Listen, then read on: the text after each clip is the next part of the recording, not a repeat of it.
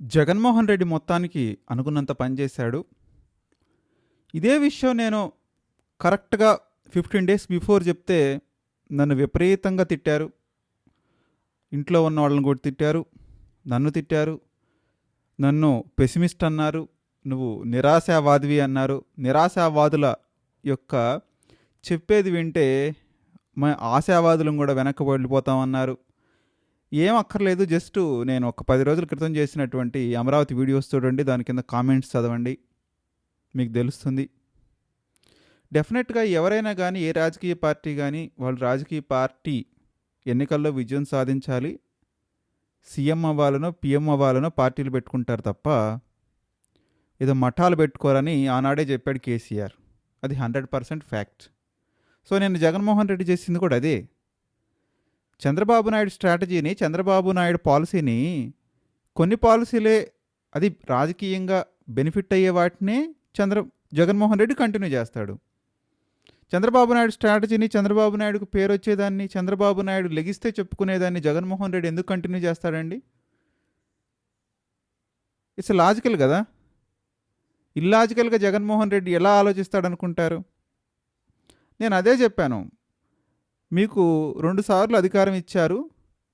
మీరు ఎట్టి పరిస్థితుల్లోనూ ఈసారి ఎన్నికల్లోపు ఎంతో కొంత పాలనా భవనాలు కట్టాలి. దాంతోపాటు సరిపెడితే సరిపోదు, కొంత జనాన్ని మైగ్రేట్ చేయాలి, అక్కడ డెవలప్మెంట్ యాక్టివిటీస్ జరగాలి, కంపెనీస్ రావాలి, ఎవరైనా వెళ్ళి మైగ్రేట్ అయినటువంటి పీపుల్ అక్కడ ఎస్టాబ్లిష్ అవ్వాలి. అప్పుడే ఏదన్నా జగన్మోహన్ రెడ్డి సెకండ్ థాట్కి వెళ్ళేటువంటి అవకాశం ఉంది. మీరు 2029కి కూడా అంతా కడతానంటుంది పరిపాలనా భవనాలు మాత్రమే. మరి మిగతా డెవలప్మెంట్ ఎప్పుడు చేస్తారు? ఎల్పిఎస్ లేఅవుట్లు ఎప్పుడు డెవలప్మెంట్ చేస్తారు? నేను ఇదే విషయాన్ని రైజ్ చేశాను నా ప్రీవియస్ వీడియోస్లో. అప్పుడు నన్ను తిట్టారు. ఇప్పుడు జగన్మోహన్ రెడ్డిని తిట్టండి, ఈ మేధావులు ఎవరైతే ఉన్నారో, ఈ ఎవరు ఆశావాదులు ఎవరైతే ఉన్నారో, ఇప్పుడు జగన్మోహన్ రెడ్డి తిట్టండి, ఆయన పార్టీని తిట్టండి, ఆయన నాయకులు తిట్టండి. ఎవరిని తిట్టినా ఏముంటుందండి ఉపయోగం? ఎవరిని తిట్టినా ఏమీ ఉపయోగం ఉండదు. It's a political. నేను ఆల్రెడీ నా వీడియోలో చేశాను, రాజకీయ పంజరంలో రాజధాని అని. అదే నడుస్తుంది. రాజకీయంగా ఇది పొలిటిసైజ్ అయిపోయింది. క్యాపిటల్ సిటీ అనేది పొలిటికల్ డెసిషన్ అండి, అట్టర్ పొలిటికల్ డెసిషన్. ఇది ఎవరు ఒప్పుకున్నా ఒప్పుకోకపోయినా ఇట్స్ ఏ పొలిటికల్ డెసిషన్. ఆ పొలిటికల్ డెసిషన్ ఎవరికి అనుకూలంగా ఉంటే దాన్ని మలుచుకుంటున్నారు. ఇప్పుడు నిజంగా మీకు అమరావతి రైతుల మీద ప్రేమ ఉంటే, నిన్న అమరావతి రైతులు ప్రెస్ మీట్ పెట్టి సుదీర్ఘంగా మాట్లాడారు. జగన్మోహన్ రెడ్డిని కూడా విపరీతంగా మాట్లాడారు. ఏం మాట్లాడినా ఏం ఉపయోగం ఉంటుందండి? నథింగ్. ఏం ఉపయోగం ఉండదు. ఆ అడిగేది మీరు చంద్రబాబుని అడగండి, కూటమిని అడగండి, వాళ్ళ మీద ప్రెజర్ పెట్టండి. ఇంకా 3 సంవత్సరాల టైం ఉంది. ఈ 3 సంవత్సరాల టైంలో నువ్వు ఏదో ఒకటి చేసి వెళ్ళు, నువ్వు దిగిపోయేటానికి అని చెప్పండి. నేను ఇంకొక విషయం కూడా చెప్పాను. చంద్రబాబు నాయుడు దగ్గర ఉంది 2 సంవత్సరాలు మాత్రమే. ఆ 2 సంవత్సరాల్లో కూడా ఈ ప్రభుత్వాన్ని కుదురుగా కూర్చోనేడు జగన్మోహన్ రెడ్డి. ఎందుకంటే ఎలక్షన్స్ తరుముకు వస్తున్నాయి. ఇంకో కరెక్ట్గా ఉంటే 1 year ఉంటుంది ఈ ప్రభుత్వానికి, సేఫ్గా, సెక్యూర్గా, హ్యాపీగా. వన్స్ జగన్మోహన్ రెడ్డి జగన్లోకి స్టెప్ ఇన్ అయితే మాత్రం డెఫినెట్గా ఇబ్బందులు తప్పవు. ఎందుకంటే ఆయన విపరీతంగా విమర్శిస్తుంటాడు, ఉన్నది లేనిది, కావాల్సింది కాకూడదు. ఎందుకంటే జగన్మోహన్ రెడ్డి నెక్స్ట్ ఎలక్షన్స్లో గెలవకపోతే పార్టీకి ఇబ్బంది. డెఫినెట్గా జగన్మోహన్ రెడ్డికి ఇది విన్ సిచ్యువేషన్. తప్పదు, ఎన్నికల్లో గెలవాల్సింది. ఆ గెలవటం కోసం ఏదైనా మాట్లాడతాడు, ఏం చేయటానికైనా సిద్ధంగానే ఉంటాడు. దాన్ని అడ్డుకోవడంతోనే వీళ్ళ కాలం అంతా సరిపోతుంది. నేను మళ్ళీ చెప్తున్నాను, 3 years ముందే చెప్తున్నాను. ఆ జగన్మోహన్ రెడ్డి ఏదైతే పాదయాత్రలోకి వెళ్ళి చేసేటువంటి విమర్శలను అడ్డుకోవటంలోనే, తిప్పికొట్టడంలోనే మంత్రివర్గానికి, ఈ చీఫ్ మినిస్టర్కి, ఏదైతే డిఫాక్టో చీఫ్ మినిస్టర్కి, వీళ్ళకి ఇదే పని ఇక లేస్తే. మరి అలాంటి సందర్భంలో మిగతా యాక్టివిటీస్ మీద టైం ఎక్కడ ఉంటుంది ఫోకస్ చేయడానికి? ఇప్పటికైనా అమరావతి రైతులు కానీ, అమరావతిని సమర్థించే వాళ్ళు కానీ జగన్ని తిట్టడం మాని చంద్రబాబు నాయుడు మీద ఫోకస్ పెట్టండి. చంద్రబాబు నాయుడు ప్రెజర్ ఇవ్వండి. మీరు చెయ్యండి, మీరు కంప్లీట్ చేయండి, 10 సంవత్సరాలు మీకు అధికారం ఇచ్చారని. ఏ ప్రజలైనా ఎన్నాళ్ళని వెయిట్ చేస్తారండి?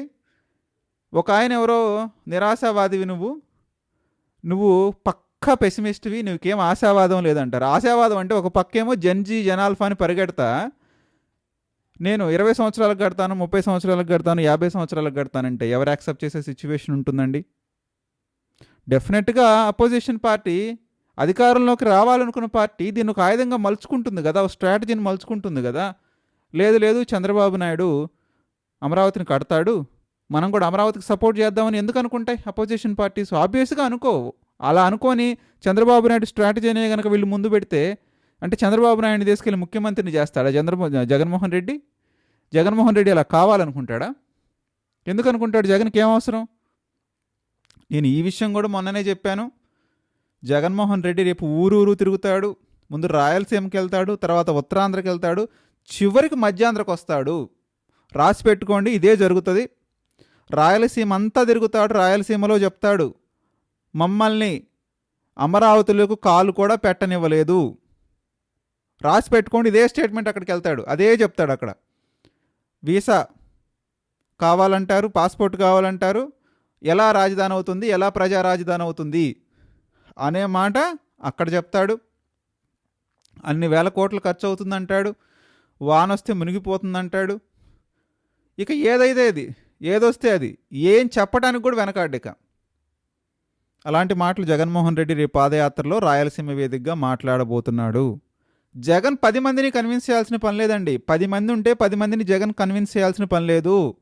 జగన్ 4 నుంచి 5 కన్విన్స్ చేస్తే చాలు ప్రభుత్వం ఫామ్ చేసుకోవటానికి. 175 ఉంటే 175 గెలవాల్సిన పని జగన్మోహన్ రెడ్డికి లేదు. 51% మెజారిటీ ఉంది. 51% తెచ్చుకుంటే జగన్మోహన్ రెడ్డి గెలుస్తాడు, గవర్నమెంట్ ఫామ్ చేసుకుంటాడు. అది చాలు జగన్మోహన్ రెడ్డికి. ఇప్పుడేదో జగన్మోహన్ రెడ్డి చాలా తేలిగ్గా వచ్చి మీడియా ముందు నిన్న ప్రెస్ మీట్ పెట్టి 2029 ఎన్నికలు అమరావతికి మావిగనికి మధ్యనే జరుగుతాయి అని అతి తేలిగ్గా చెప్పాడు అని నేనైతే భావించట్లేదు. దీని వెనకాల చాలా పెద్ద స్ట్రాటజీ టీం ఉంది. ఆ స్ట్రాటజీ టీం అంతా ifs and buts throw out చాలా డిస్కషన్ నడిచే మావిగని ప్రతిపాదించారు. ఆ మావిగని ప్రతిపాదన కూడా 3 సంవత్సరాల ముందు చెప్పాడు. ఈ 3 సంవత్సరాలు, మిగిలిన 3 సంవత్సరాల కాలాన్ని జగన్మోహన్ రెడ్డి చాలా ఎఫిషియెంట్గా వాడుకోబోతున్నాడు. ఇదే విషయాన్ని పక్కాగా జనంలోకి తీసుకెళ్ళబోతున్నాడు. ఎందుకంటే చంద్రబాబు నాయుడికి వచ్చే 6 నెలల కాలం వర్షాలతోనే సరిపోయిద్ది. అక్కడ గ్రోత్ ఏం కనిపించదు. ఇక మిగిలింది 2.5 సంవత్సరాలు. చివరి 6 నెలలు ఆయన ఆపద్ధర్మ ముఖ్యమంత్రి. కరెక్ట్గా ఉంది 2 సంవత్సరాలు. ఇంకొక సంవత్సరం తర్వాత జగన్మోహన్ రెడ్డి పాదయాత్ర స్టార్ట్ అవబోతుంది. ఇక ఫోకస్, కాన్సన్ట్రేషన్ అంతా కూడా పక్కా పాలిటిక్స్ మీదకి వెళ్ళిపోతాయి. ఇంకా చంద్రబాబు నాయుడికి టైం ఎక్కడ ఉంటుంది అమరావతి మీద ఆలోచించడానికి, అమరావతి డెవలప్ చేయడానికి? రేపు మళ్ళీ వెళ్ళి 2029 ఎలక్షన్స్లో కూడా మళ్ళీ వెళ్ళి అమరావతిని నేను కడతాను, నాకు 5 సంవత్సరాలు టైం ఇవ్వమంటే జనాలు ఇస్తారా? ఇప్పటికే 2 సార్లు ఇచ్చావు నీకు టర్మ్, మళ్ళీ ఎన్నిసార్లు టర్మ్ ఇవ్వమంటారు అడుగుతారు జనాలు. It's logical question. మీరు ఎట్లా అంటారండి అడగకూడదని? మీరెవరు అంటానికి? జనాలందరూ ఒకే రకంగా ఆలోచించరు కదా. మీరు ఆప్టిమిస్ట్లే, వెల్ అండ్ గుడ్. ఎవరు మీరందరూ ఆశావాదులే. అంటే ఎన్ని సంవత్సరాలు, ఎన్నిసార్లు చంద్రబాబు నాయుడికి అవకాశం ఇవ్వాలి, కూటమికి అవకాశం ఇవ్వాలి అనే ప్రశ్న రేపటి రోజున డెఫినెట్గా ఉత్పన్నమవుతుంది. ప్రతి ఒక్కళ్ళ మెదడులో ఉంటుంది ఆ ప్రశ్న.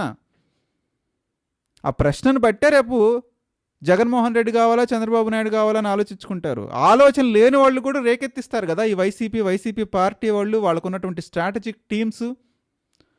అసలు ప్రభుత్వం ఉన్న వాళ్ళే కొంత ఆత్మరక్షణలో ఉంటారు, సెల్ఫ్ డిఫెన్స్లో ఉంటారు. రేపటి రోజున జగన్మోహన్ రెడ్డి రాయలసీమకి వెళ్ళి, ఉత్తరాంధ్రకి వెళ్ళి 10 సంవత్సరాలు అధికారం ఇచ్చారు. 10 సంవత్సరాల అధికారంలో కూడా వాళ్ళు ఒక తీరుకు తీసుకురాలేకపోయారు. ఇంకా ఎన్ని సంవత్సరాల అధికారం కావాలి, ఎన్ని వేల కోట్లు కావాలి, ఎన్ని లక్షల కోట్లు కావాలి అనేటువంటి మాటను చెప్పినప్పుడు 10 మందిలో 4 కన్విన్స్ అవరా? అంటే విపరీతంగా ఉంటుంది కదా వాళ్ళ strategic teams, strategic plans, connect అయ్యే విధానాలు వివిధ రకాల్లో ఉంటాయి.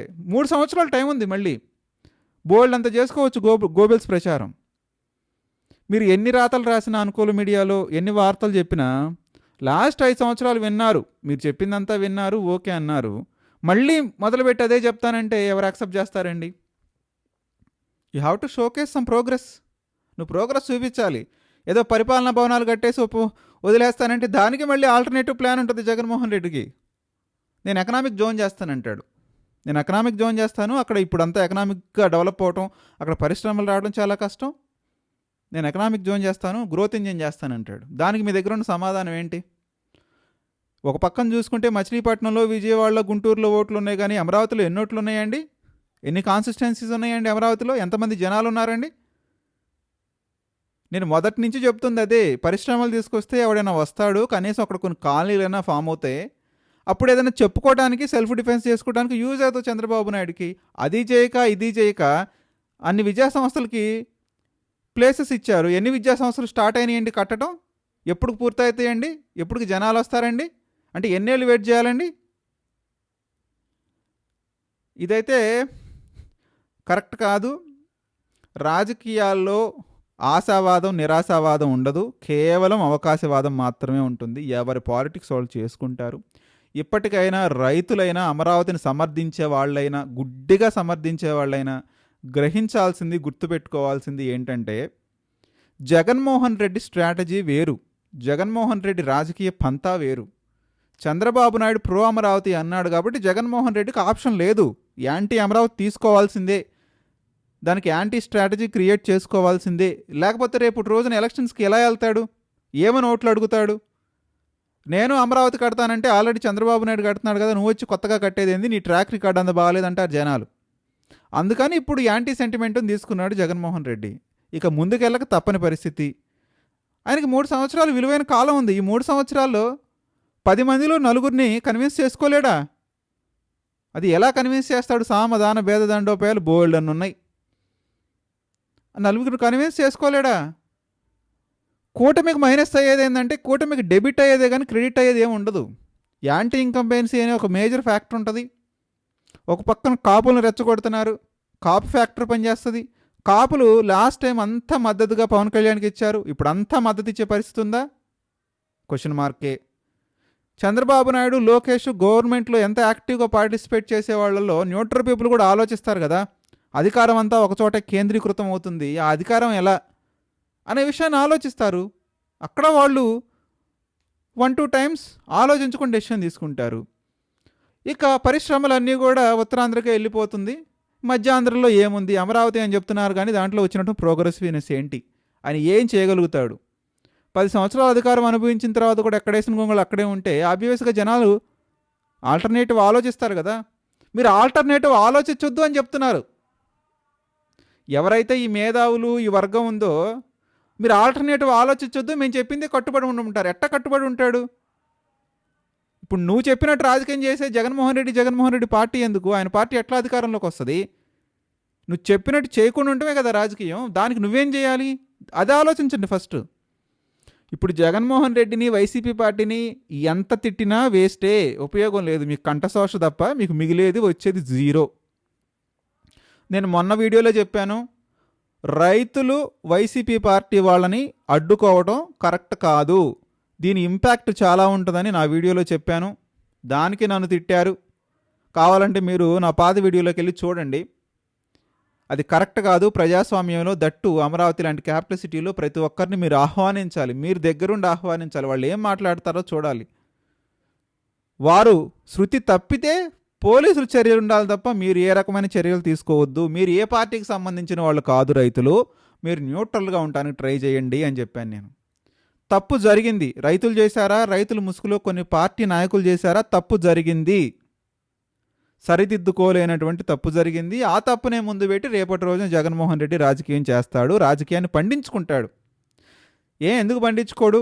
ఆ రోజు చంద్రబాబు నాయుడు 2019 నుంచి 24 వరకు జగన్మోహన్ రెడ్డిని అడ్డుకోవటానికి రాజకీయంగా అమరావతిని ముందు పెట్టలేదా?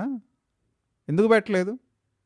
అమరావతితోనే కదా చంద్రబాబు నాయుడు 5 సంవత్సరాల ప్రతిపక్ష నాయకుడు పాత్ర వహించింది. అమరావతిని ముందు పెట్టే కదా. అమరావతే కదా మేజర్ ఫ్యాక్టర్, అమరావతి రైతులే కదా. మరి అలాంటప్పుడు దానికి కౌంటర్ స్ట్రాటజీ ఎందుకు ప్రిపేర్ చేసుకోకుండా ఉంటాడండి జగన్మోహన్ రెడ్డి? డెఫినెట్గా ప్రిపేర్ చేసుకున్నాడు, దాన్ని ముందు పెట్టాడు. ఇంక అయిపోయింది, ఇట్స్ ఓవర్.